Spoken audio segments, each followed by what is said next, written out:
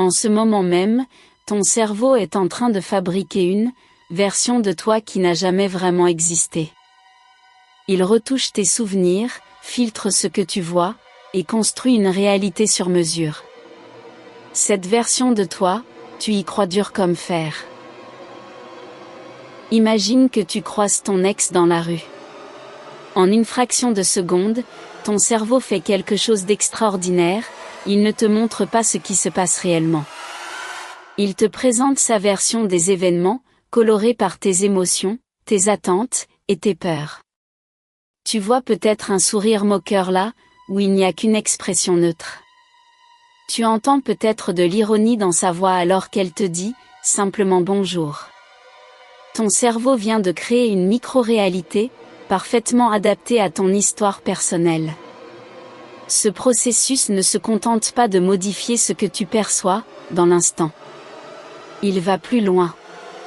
Ton cerveau va enregistrer cette version modifiée comme étant la vérité.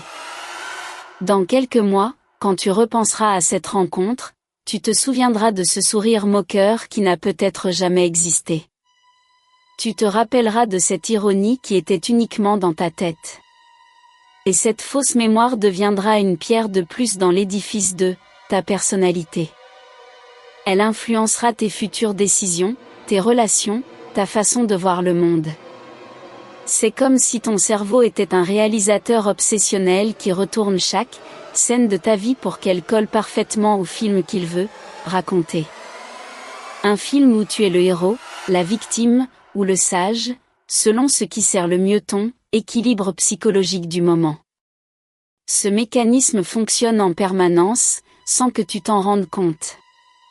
Il façonne ta réalité personnelle à chaque instant, créant cette version de toi qui vit dans ta tête, et qui n'existe nulle part ailleurs.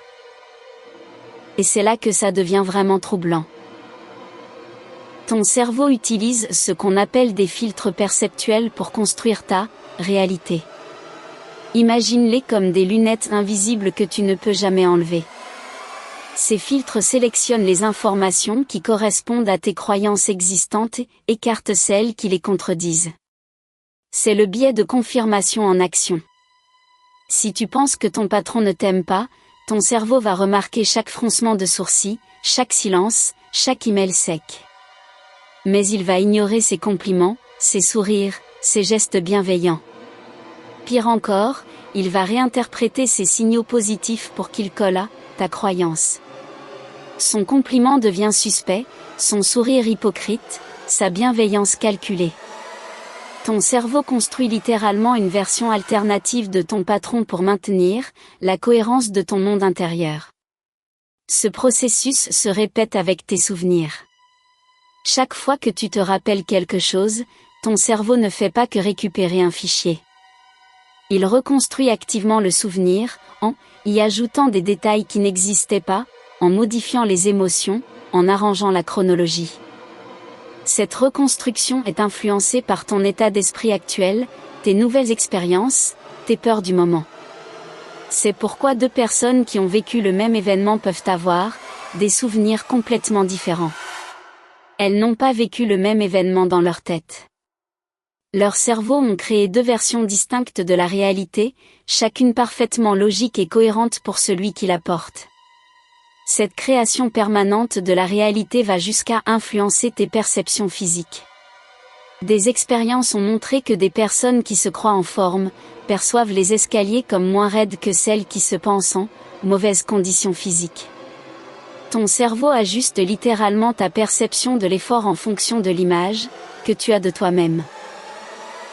Mais voici où ça devient personnel pour toi. Pense à la dernière fois que tu as eu une dispute avec quelqu'un de proche. Tu es certain d'avoir raison, n'est-ce pas? Tu te souviens parfaitement de ce qui s'est passé, de qui a dit quoi, de qui a commencé. Mais cette certitude, c'est exactement le piège dont on parle.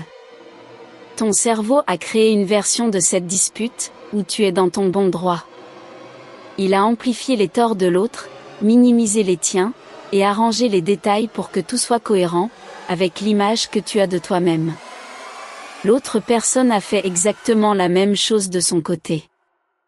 Résultat, vous avez vécu 2 disputes différentes dans la même pièce. Cette tendance explique pourquoi tu peux te sentir incompris ou mal jugé. Les autres ne voient pas la même version de toi que celle qui existe dans ta tête. Ta version de toi est riche en intentions, en contexte, en nuances. Tu connais tes motivations profondes, tes peurs, tes espoirs. Mais les autres ne voient que tes actions et tes paroles, filtrées par leur propre biais. Ils créent leur propre version de toi, qui peut être très différente de celle que tu portes. C'est pourquoi tu peux être choqué quand quelqu'un te décrit. Cette personne qu'il décrit, tu ne la reconnais pas. Ce n'est pas toi. Enfin, pas le toi qui vit dans ta tête. Ton cerveau construit aussi ta réalité future. Quand tu imagines demain, la semaine prochaine, tes projets, tu ne fais pas que planifier. Tu crées une réalité anticipée, colorée par tes espoirs et tes craintes.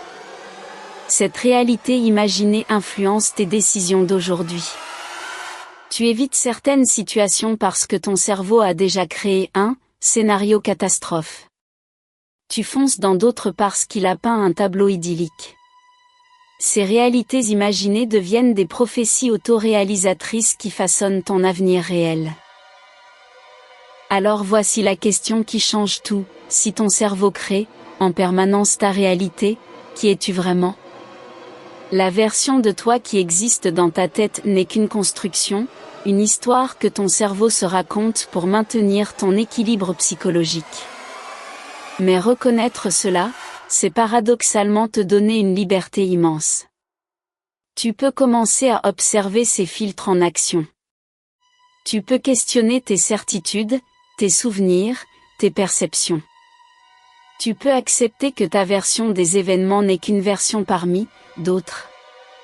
Cette prise de conscience ne détruit pas ton identité. Elle la libère. Car si ton cerveau peut créer une réalité, il peut aussi la modifier. Tu peux consciemment influencer cette création, choisir sur quoi te concentrer, décider quelles histoires tu veux nourrir. La version de toi qui vit dans ta tête n'est pas une prison. C'est un brouillon que tu peux continuer à réécrire. Si tu reconnais ces mécanismes dans ta propre vie, cette chaîne est faite pour toi.